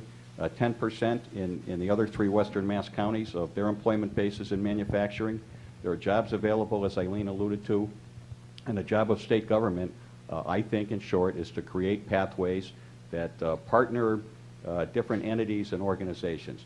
The REB, for example, and we collaboratively, and it's about building collaboration. So over the last handful of years, we've put together education and the employer community and the state's executive offices in partnership in ways that have promoted pathways. We're trying to get the students younger. So people in manufacturing say, what about 5th grade? What about 6th grade? What about 7th grade? And there are opportunities there, and we never, in terms of looking at education in traditional ways, would have thought that we could introduce people to pathways, young children, students, at that age. But it's critically important. And, you know, back when I was growing up, maybe the exception here would be Eric and Jimmy Welch. You know, we got to high school, and you'd walk down and get the diploma at the end and say, what's next, even if you had the plan at that point to go to college. But now, through the development of career pathways, you can expose kids to things earlier in life, and you can partner in ways that bring the manufacturers right into schools, right into the executive offices of state government. And so things like that, we are already seeing yield a dividend, and we'll continue to find ways to create and expand pathways. Thank you, Mr. Chairman. Another member? Looks like John, and then Senator Humison. All right. Thank you. Now, I chair the Joint Committee on the House side, the Joint Committee on Labor and Workforce Development. It's a significant issue for us. And it truly is a partnership. I mean, there's some things, a group of manufacturers formed, I guess it's called the Manufacturing Advancement Center for Workforce Innovation Collaborative, which is a mouthful. But basically what it is trying to identify what the skill set necessarily should be. These are the people who are going to hire the individual, so they know exactly what they're looking for. At the same time, there's things that we need to do, and we've been trying to do. We've been working with our Voc Tech schools, and let's go back, you know, Joe, when we were getting out of high school and things. You know, there were situations, let's think back 40 years or so. You know, it was difficult for people. We only got an 8-minute segment. We can't do the 40 minutes, but go ahead, John. I'm just kidding. I just want to know if you're still awake, Joe. But looking back, let's look back 30 years, 40 years, when computers, when people started to see PCs, and there were individuals who wanted to get trained and were still being trained on manual typewriters, and how do we get access to computers? And we're in the same situation now. My father was a machinist. My father was a blue-collar worker, and he learned his trade on various machines, but operated one machine at a time. We're not looking at individuals who are operating 2 and 3 machines at a time because it really is computerized. So I think that's an important piece in terms of what the workforce, what the manufacturers can tell us they really need. The second piece is some of the things that we've been doing that also I think need to be re-examined and retooled. So employers pay into the workforce training fund. It's valuable, it's terrific, but it only works and the funds are only available for incumbent workers. There's nothing similar on a parallel course for new workers. And I think that's an important piece for us. I don't think that we should be tapping into and draining the workforce training fund because employers paid into that for a certain purpose. But maybe we need to cap how much is in there, and whatever's above the cap can actually be provided back to these employers saying, all right, we're now going to give that back to you so you can train those new workers. We're behind the 8 ball compared to some other states. And for me, the classic state is the state of Alabama. Mercedes-Benz went down to Alabama 19 or 20 years ago and decided to open a manufacturing plant. And what they did is they cooperated and collaborated with the local community college and said, what we want to do is offer an associate's degree to individuals who want to come to work for Mercedes. And it was not a 2-year program, it was a 3-year program. And I believe what happened is Mercedes was paying 50% of the tuition the first year, 75% the second year, and 100% the third year. If you graduated with that associate's degree, you were guaranteed a job at Mercedes-Benz. There was an NPR story on Marketplace last night. They interviewed somebody working at Mercedes-Benz. He is basically in quality control, and they asked what the salary is, and his salary is $80,000 a year. So here was a company who decided we want to go there for whatever reason, but we want to collaborate with the education system, we want to collaborate with everyone else in the region to create those jobs, because it's just not going to happen automatically. Senator Humison? Hey, thanks, Tony. Good evening, or good afternoon, everybody. Actually, it's evening after John's answer. Here we go. I feel like the CNN moderator now, the Republican presidential. Here we go. It's going to get good now. Welcome, everybody, to Tony Cignoli's living room. We're very happy to be here. A couple of things. There's not a day or a week or a month that goes by that any of us as legislators up here don't go and tour the manufacturing precision machining shops in our districts. And we're fortunate because our section of the Commonwealth has a lot of those shops. And we listen to our employers and the people that work for them. And we heard the statistic earlier about, I think Tom brought it up, about how the average age for a manufacturer now is about 55 years old. It's hard to get young people into that field. It was also very hard until recently, and it's still going to take a while, to get women to break into the field of manufacturing and machining. It's still that stigma, that perception that machining is dirty, greasy, oily, hot man work, not for women. Well, we also, besides touring the shops, get to tour the local schools, whether it's Smith or whether it's Westfield Trade Academy or whether it's Pathfinder or the other schools in the area. I've been really pleased to see recently the number of women, young women on the floor, working on machines, getting into the industry. It's still early, and they still represent a very small percentage of the workers. But we hear from both the teachers and then later on the bosses in the shops who say that young women who get into the field are excellent at that job. They can work the machinery, they know the math, they know the stuff they have to do, and they're very precise in ways that sometimes the men and the boys getting into the job aren't. So that's a really cool thing to hear. It's going to be decades before women become a sizable part of that field, but that has begun, and that's a great thing. The other thing is, I'll tell you just briefly about what we've done in Westfield with Gulfstream. We're very fortunate to have Gulfstream choose to expand here in Massachusetts, and they chose to expand their facility at Barnes Airport. Well, they needed employees. They had a lot of jobs, and they couldn't fill them fast enough. So there is now a partnership that exists between the city of Westfield and our trade academy, and of course the Gulfstream and Westfield State as well, to get students in early in high school, not even in college, but in high school, learning airframe and power plant machining. So they're going to go to high school, learn this skill, knowing full well that they have a job the minute they graduate at Gulfstream, one of the best companies in the aviation industry. That's exciting for Western Mass, and there are other examples of that, but we've got to keep replicating and duplicating it. Thank you, Senator. I know we've gone a little past in this segment, but I'd be remiss not to go to the Senate Chair of Manufacturing on this one. So, Eric, if you can wrap up this segment for us.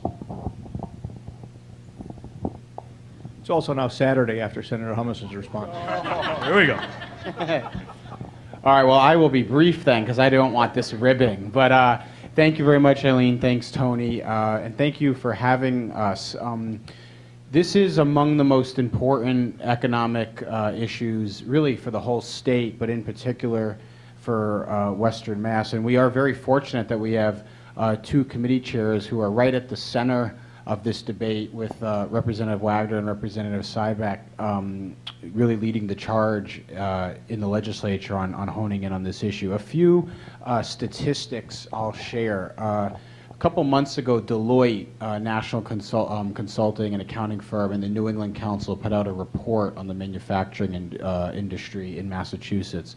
What they said is in the next 10 years, they are projecting 44,000 vacancies in the manufacturing sector statewide. The other thing that they said, which was mentioned already, is this is a field that can pay average wages of over $60,000 a year. So think about the lost potential for our state and for our economy if we're letting 44,000 jobs that make on average $60,000 a year go by the wayside. We can't afford not to take this on with a level of urgency and a level of intensity that we would any other number of economic programs that have come our way in the past. So what have we done about it? Well, one of the things we've done in the Senate, and actually many of the people up on stage today are a member of this caucus, is the Manufacturing Caucus in the Senate, which is basic, and we have it in the House as well, chaired by a gentleman by the name of John Fernandez from the central part of the state. Basically what this is an informal group of legislators who care about manufacturing policy, and we get together and we go to our leadership and we make asks in a coordinated way. Because if one senator is going in, that's one thing, but if you've got 8, 9, 10, 15 senators going in asking for something, it makes it much more likely to see successful. And one thing that we did recently was we hosted a tour for Manufacturing Month, which just passed. It was for October. Senator Welch was with us. We went to Menk Windows, a great example of a local manufacturing employer right in Chicopee. And Menk is actually a good case study for a few reasons. High-paying jobs located in Chicopee, but also the product of international investment coming from Germany. And related to that, recently, a few weeks ago, I hosted the Israeli Consul General for a tour of Western Mass as well, because what we have to increasingly appreciate is that it's an international economy and that we're competing globally. And so if we want Chicopee to be competitive, if we want Easthampton to be competitive, Holyoke, Longmeadow, Springfield, wherever, we've got to make sure our workers are competitive with workers not just in Milford or in Brockton or in Alabama, but also in China and in Japan and in Germany and in South Korea. And that means education is really the key, because John Mayberry hosted us on the tour we took to about 4 different manufacturers around the valley, and consistently what we heard, visit after visit, was the #1 challenge that local employers have, especially in the manufacturing field, is access to skilled workers. So the #1 goal, and we're all synced up on this, is worker training, worker development, and breaking down the silos between our educational institutions and our employers is the top of the list. Thank you very much. We're going to go to our next topic, and that's Kate Phelon from the Westfield Chamber is going to take us into the tax shift cap. Since my topic is about taxes, and which is maybe a little boring and maybe not as interesting, I just want to comment on, and we're supposed to be having a dialogue. I want to comment on the workforce development issue with manufacturing. And Senator Lesser speaks about how education is so important. So I'd like to personally invite the panel up here today to our Westfield Technical Academy. Our chamber is coordinating with the Westfield Technical Academy. We're inviting the business community, the manufacturing community, to come to the Westfield Technical Academy because the school wants to know what they need. Now, how awesome is that? So we're going to start this dialogue with our local businesses in our chamber membership footprint and outside of our footprint. And so we can share that information with each other. The school is very, very concerned about what the business community needs. So I just wanted to extend that invitation. December 4th, come to breakfast, Tigers Pride. The Regional Employment Board is supporting that event, so we're excited about that. So now let's talk taxes. I mean, I guess, I don't know. So yeah, everyone's favorite topic, right? So and it's kind of ironic that I have some of my existing city council here and future city council members, but I want to talk about the tax shift cap. And Eileen from Holyoke, Eileen from Chicopee Chamber, and Kathy Anderson with the Greater Holyoke Chamber, our 3 communities have a split tax rate.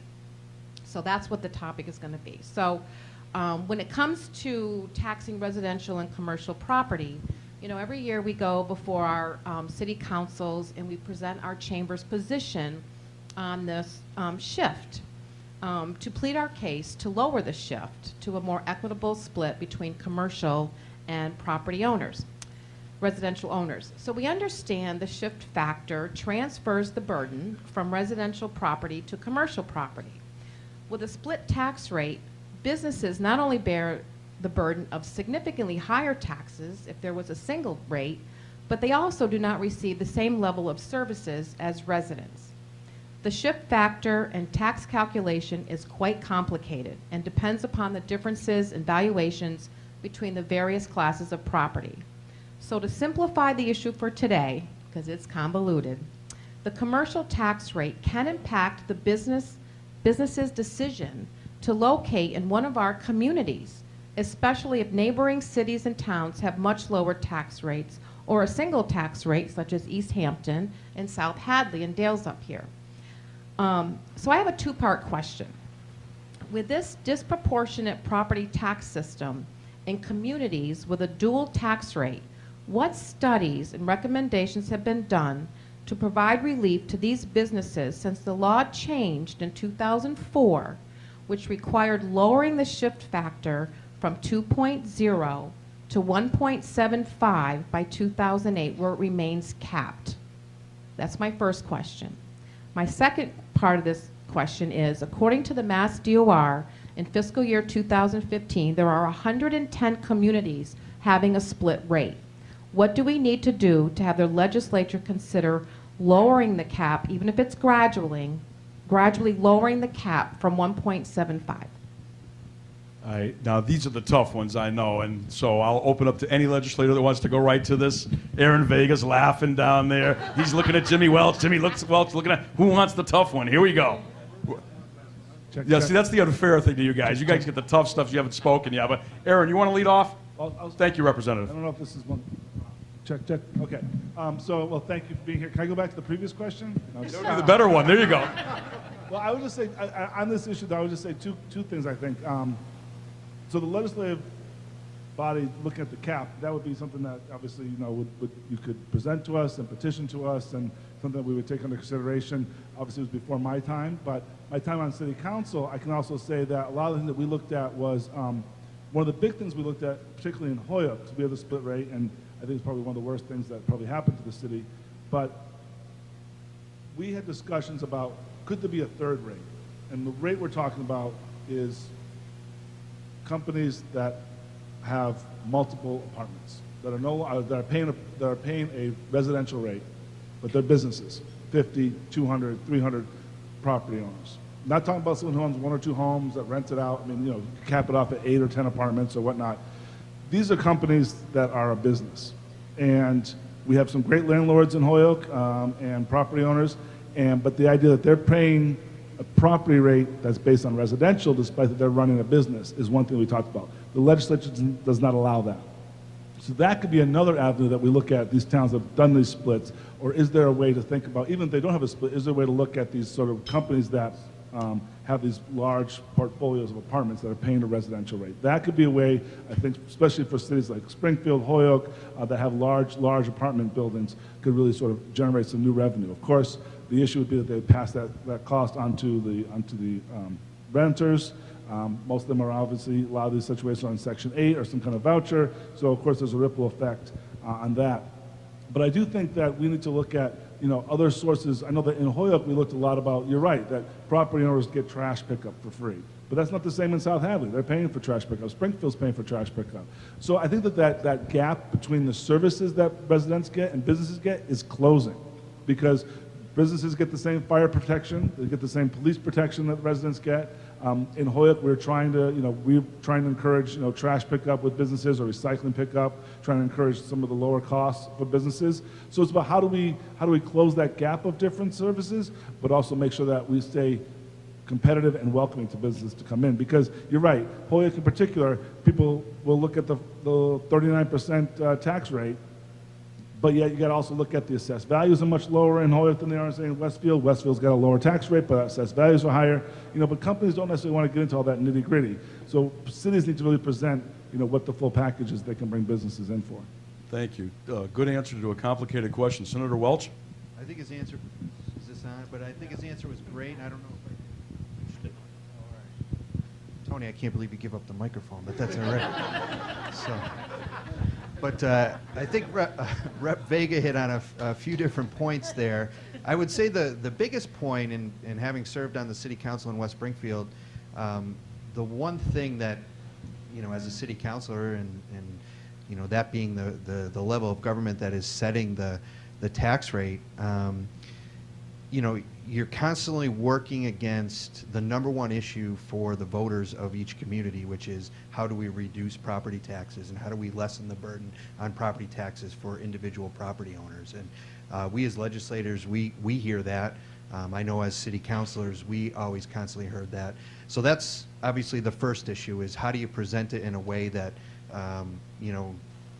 can counter that, because as political people, whether it's city council, legislators, or whatever have you, the individual owner of a property or the residents of the property are the ones that really have the strongest message, and that's hard to compete with, I'll be honest. Secondly, I do think Rep. Vega mentioned as well kind of the different structures or the different levels of tax rates that possibly could be out there, because let's face it, in West Springfield, we used to face the fact that when we were thinking about the tax shift, the residents of West Springfield, when they think of business, they think of Home Depot, they think of Costco, they think of whatever's on Riverdale Road, but they're not necessarily thinking about the insurance company down the street or the convenience store, the smaller mom and pop shops. So getting that message across, each community is a little bit different, but being able to communicate that message that these decisions that are being made are really impacting the smaller business owner much more, maybe not dollar-wise, but much more specifically, or affect them much more in a greater way, the smaller business owner. Because Home Depot and Costco, great businesses, we're loved to have them in West Springfield, but they never came to a city council meeting to say, hey, please give us a break, or can you think about the property tax shift a little bit. It was always the smaller, and maybe it was by design, but having the smaller mom and pop or smaller business people come to the meetings, and maybe it's because they were residents of West Springfield, and it made more sense. But those are a few battles, but each community is different too when you talk about services as well. And I think Rep. Vega hit the nail on the head, is the services that are provided to businesses or the services that are provided to residents it's not a cookie cutter across the board. Each community is a little bit different, so there's not a uniformity there that you can really lean on that says these are the services that are provided, so that's why we should talk about making or lowering the cap, or vice versa. It really rests in the hands, in my opinion, of local government, and probably goes to the essence of government at its finest or its core. Not that I want to punt on that issue, but that's why we all served on local government. Now we're at the state legislature, so we don't have to, unfortunately, deal with tax shift issues. But no, it's an issue, the #1 issue, I think, on everybody's mind. Every voter is property taxes, and but as decision makers, we have to think about the impact that it has on the businesses, especially those smaller businesses, because those are our neighbors. Those are the people that it affects, and as we know, employ the most amount of people when you combine everything. So, thanks. Thank you, Senator Welch.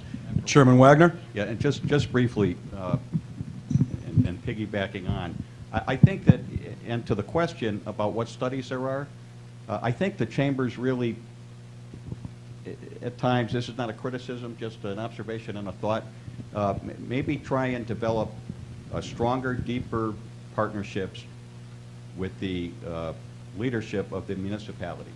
So rather than go in when the assessors, in the case of Chicopee, and the city council recommend a shift, and the council, that would be the assessors, and the council then votes on the shift, and the chamber steps to the table, on an ongoing basis, talk about the business demographic in the city, the additions to the employer base, the deletions, the change in type of industry, all the things that should impact the municipality's consideration come the time to set the ship.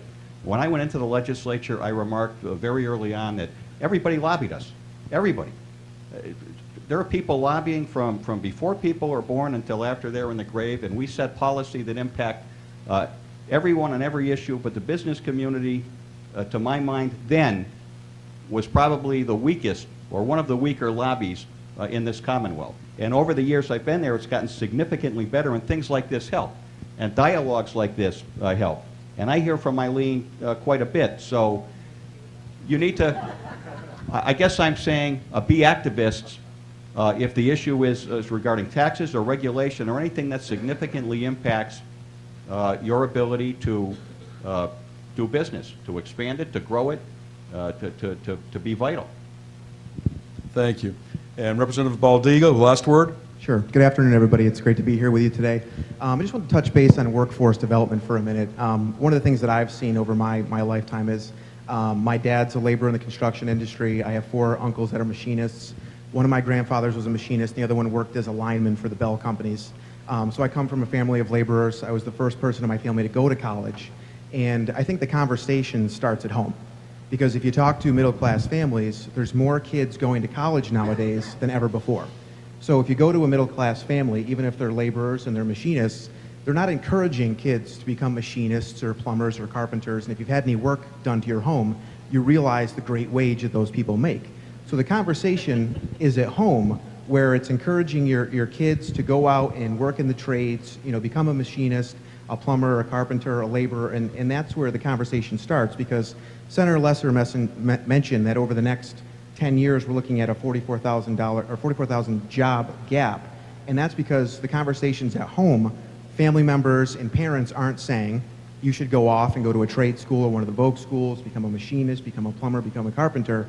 It's you should go to UMass or Westfield State or go to college and get a degree. So the conversation's really at home about what we're encouraging the next generation to do.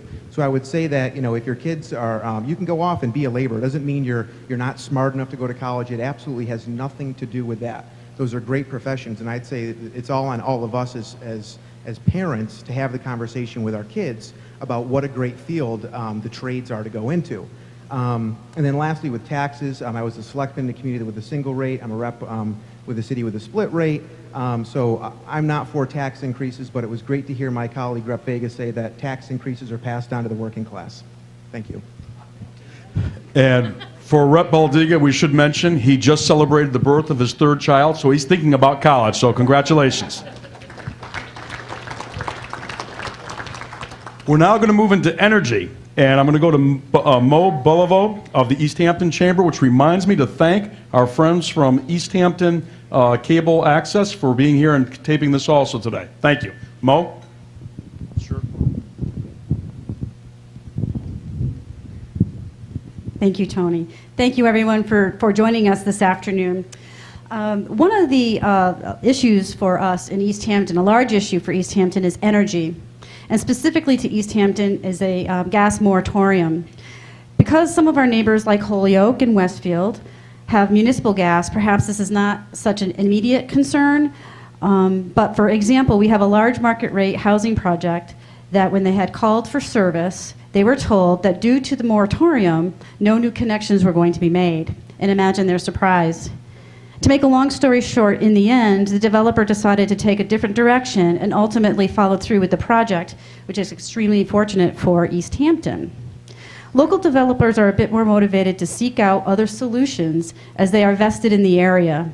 The larger problem lies in that new outside business, or in particular manufacturing, would not be inclined or could not move into Easthampton with this current obstacle, having a direct impact on our economic growth.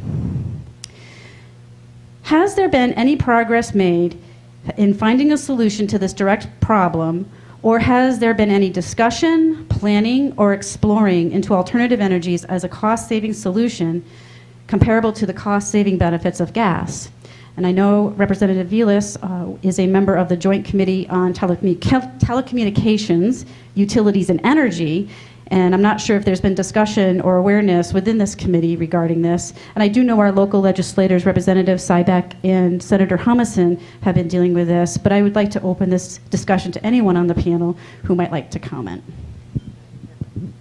I'll just make a quick comment before we start. Representative Vilas was here with us earlier, And as many of you know this week, because of the Stolen Valor Act, if you didn't know before, he's a member of the military. He had to leave here to go to Westover to put his uniform on. So in absentia, we thank him for his service. So he won't be here to answer that particular question, but when you see him out and about, thank him for that other public service on top of this public service that all these legislators give us. So I'll open this one up, and I think John Sybeck wants to go right to it. Thank you, Representative. It's really a complicated issue, and it's fascinating because the moratorium is not just in Easthampton. The moratorium is in Easthampton, it's in Northampton, it's in Amherst, it's in Hadley. There's a moratorium on Cape Cod. It depends on the company. So the moratorium affecting Easthampton and Northampton is really with the old Bay State Gas, which is now Columbia Gas of Massachusetts. The other communities, it's with Berkshire Gas. I think most people didn't realize Berkshire Gas doesn't just serve in Berkshire County, they actually serve in Hampshire County. What we found is a totally different response from the two companies, quite frankly. So Columbia Gas said, we're going to try to work things out. And Columbia Gas was actually trying to negotiate, looking at communities that had excess capacity and saying, okay, could we over the next 3 years, or next period of time, get you to commit. We take some, what are you going to use in terms of your excess capacity? Can we take some of that, recognizing you're not going to utilize it, and essentially apportion it to another community? Recognizing it's a short-term solution, but one that would actually address some of the questions and some of the concerns that Mo raised. Berkshire Gas, on the other hand, said flat out no. That has tremendous significance for us. That means no expansion at UMass, at Amherst College, at any, basically 5 colleges are stuck. So it's not just manufacturing and business, and it's one that really does create a problem for us. Now, we're among friends. This is not being taped. It's not being broadcast. It is, but go ahead. Don't worry about it. I'll edit it later. I know it is. I think part of this, quite frankly, is a ploy and is being utilized as part of the pressure in terms of building the Kinder Morgan pipeline. I've got serious concerns in terms of that pipeline. I think we've got to be honest with one another in terms of what our needs are. Are our needs necessary in terms of that pipeline, in terms of capacity?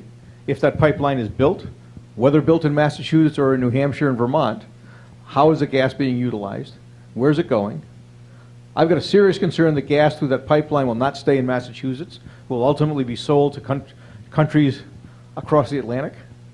But I'm very, very concerned in terms of what the short-term and long-term implication and repercussions are going to be for our businesses. I appreciate the approach taken by Columbia Gas in terms of trying to be proactive. I think there are alternatives, quite frankly, for Berkshire Gas. If you're unaware, there certainly is an LNG farm, and LNG is not the permanent solution, but there's an LNG farm up north in Whately that certainly could be used for expansion.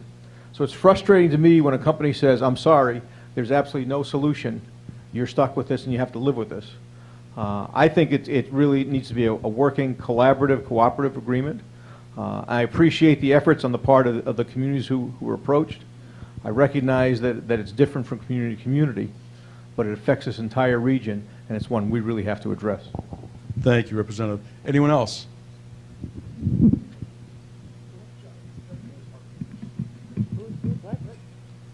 I'll quickly jump in on this one. You know, first, just an example of some of the collaboration of of our Western Mass Caucus. This past winter, a lot of us started getting calls from our constituents because of the way the DPU regulations work that allowed these retroactive rate increases on our constituents in really egregious ways. And I just want to, publicly thank and applaud Senator Humison, who really took the lead on the Senate side.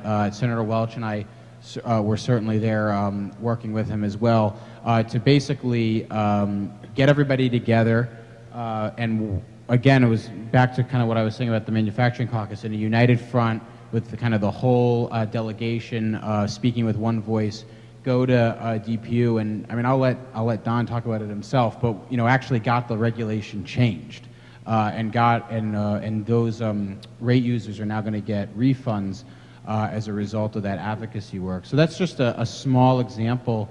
Certainly very important to the people who are impacted, but just one example of how coordination among our Western Mass team here, because we have smaller numbers. Let's be honest, 85% of the population is not in the 4 counties of Western Massachusetts, so we all have to kind of work together on these issues. But to broaden the conversation out a little bit on energy, and it is tied to manufacturing, and it's in particular important for our region because we have a lot of energy-intensive industries. This is a big issue. Frankly, the energy costs in our state are just too high, and it's a very serious issue.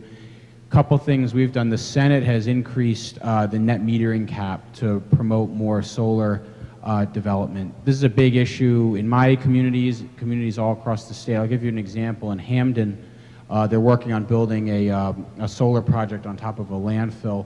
Creates more energy for people in Hamden, creates new revenue for the town because that's landfill space that's filled up that would otherwise be unused. They're going to put solar panels on top of the landfill. They can't get the project moving now because of the net metering cap being hit. So we've got to increase that net metering cap so that projects like that in Hamden and ones all over the Commonwealth can get moving. And when you look at energy policy, I think it's a little bit like your sort of home financial portfolios. Just like none of us would put all our money in one stock or put all our eggs in one basket, so to speak. We can't put all of our energy demands into one source. And as you've seen, as the nuclear power plants have closed, as the cost of natural gas has gone down, the share of natural gas has gone up. And that's not a bad thing. You certainly want to have flexibility in the marketplace. You want to chase where the prices are lowest, but we need diversification in our energy portfolio. And Massachusetts, I think we should all be proud of, has one of the highest rates of renewable energy use in the entire country. And if you think about it, that's pretty phenomenal because we don't have a ton of sun here, unlike other parts of the country. So what I think we need to do is we've got to get the prices down, we've got to figure out the natural gas issue, but long term, we need to do more to stimulate renewables, and we need to do more to stimulate diversification of our energy portfolio.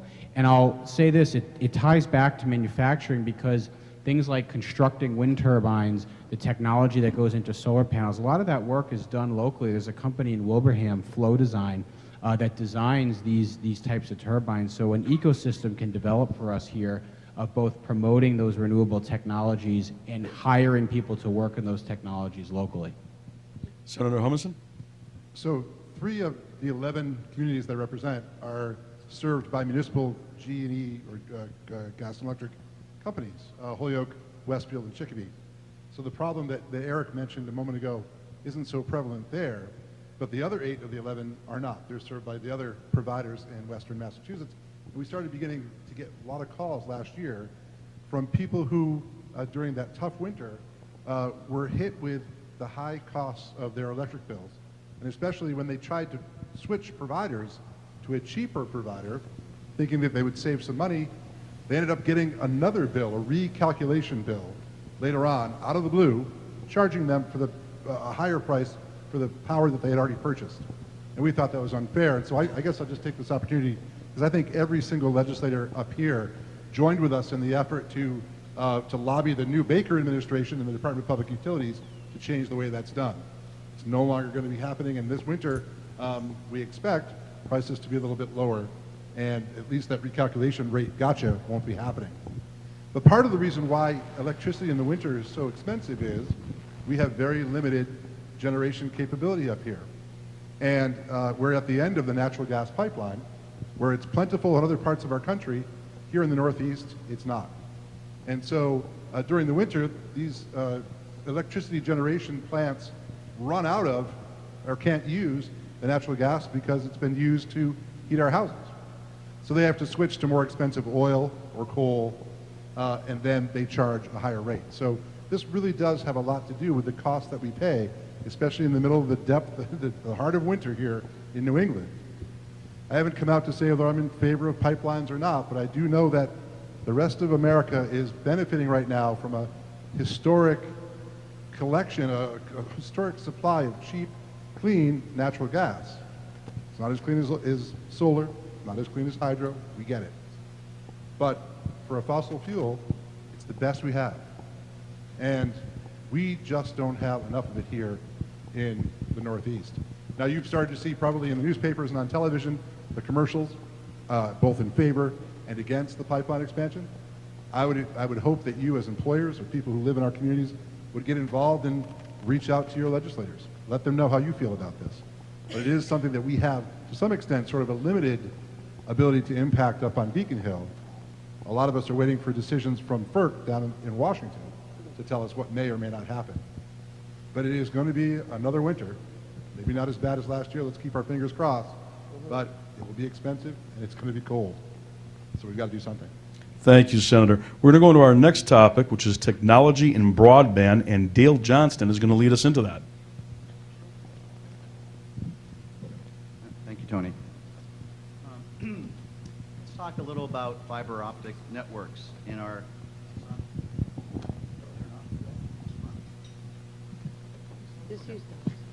All set? On? Okay, thank you.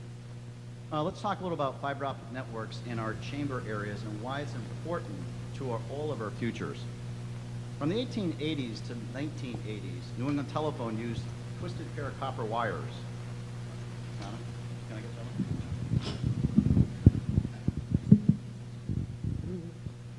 that? Excellent, thank you. Let's talk about fiber optic networks in our chamber areas and why it's important to our future. Thank you to Senate President Rosenberg, who set the table in terms of what the state's been doing with the MBI network. From the 1880s to 1980s, New England Telephone used twisted pair of copper wires to provide telephone service. In the 1980s, cable companies like Comcast started television services using coax cable. A little show and tell here. Coax cable, which you might be familiar with. However, today the best transport medium is fiber optic cable. Here we have a 96 pair copper fiber optic cable that can carry as much information as the whole state of Massachusetts today's internet requirements. The coax cable that you see here couldn't even carry the Holyoke internet traffic today. So you have some idea of the scale of the capabilities of fiber optic cable. Our businesses need reliable and secure high-speed internet connectivity in the future to be competitive locally and internationally. Verizon and Comcast's business plans do not include the ubiquitous deployment of fiber to homes or small businesses because the ROI is too low, too far out, and too risky. HG&E, Westfield Gas and Electric, and South Hadley Shell are now providing fiber optic-based services that compete with Verizon and Comcast to a small percent of our businesses. The next step, which is expensive, it would be to extend that fiber network to all of your businesses and residents. My question for our panel is, what is the next step, if any, that legislatures might take to help get fiber to all the homes and businesses in our 5-chamber area? And Chairman Wagner, please shed some light on this topic. Well, you've actually spoken to a lot of what you've asked about, but before we talk about what we might do, I think we should talk about what we have done. And even though before that, I'll pick up on your point that some communities through their gas and electric are moving to outfit businesses with fiber. And in Chicopee, our mayor has been supportive of a partnership between Chicopee Electric Light and the site of the Chicopee River Business Park, sort of a pilot to see how we can do it, you know, at what cost, how quickly, and so that's a start. But here in this Commonwealth and the utilities' reluctance, particularly in central and western Massachusetts, goes to the fact that we've got a lot of land and we've got a lot of rural areas, and so the utilities haven't wanted to invest. Back in 2008, we stepped up to the plate, passed an act, and funded it to provide fiber to the central and western parts of the state. Now it seems almost unbelievable that here in 2015 there could be 44 or 45 communities in the Commonwealth that don't have high-speed internet access or cable. But we're working to remedy that. And so we committed in that act of 2008 $40 million. We recently committed, I think, 50 million more. Don't hold me to that. Yes, 50 million more in an IT bond bill that we did, all of us collectively in the legislature last year, from which the Governor Baker allocated up to 19 million in authorization to support the last mile broadband project. So we're getting after it, and it's required public-private partnerships, but also a significant investment of public dollars. The state dollars that we put on the table have yielded federal dollars. The federal dollars have been overseen by the Mass Broadband Institute at the Massachusetts Technology Collaborative, where they've created completed construction and testing of Mass Broadband 123, a 1,200-mile fiber optic network bringing high-speed internet access to directly to 1,200 key facilities.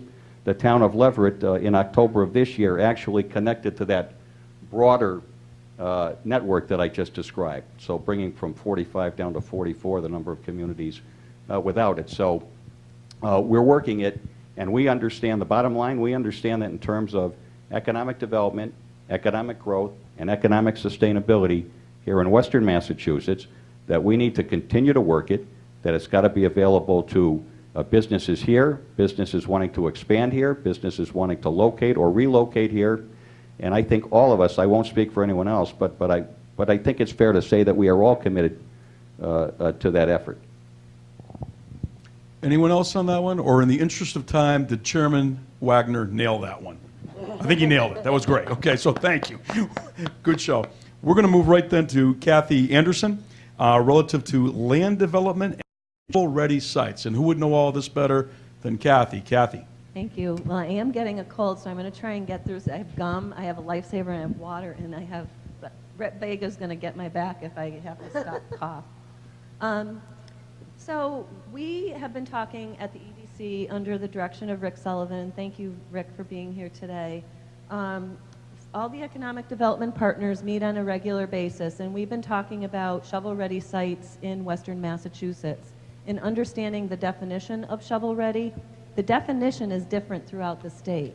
It's different for Mass Works, it's different for Mass Econ, and it's different locally. So we're trying to find a common definition that all of our area economic development folks in Western Mass can agree to, and then see where our properties lie in a definition. We've been looking at Indiana and some other states that have been doing some of this, and in Indiana, they have 3 different tiers of shovel-ready. So shovel-ready basically means that the construction project or site that is ready, it's ready for the start of work. And I don't know about all of you, but many of our communities aren't quite there with a lot of the parcels. There are some that are shovel-ready, but really we're not there yet.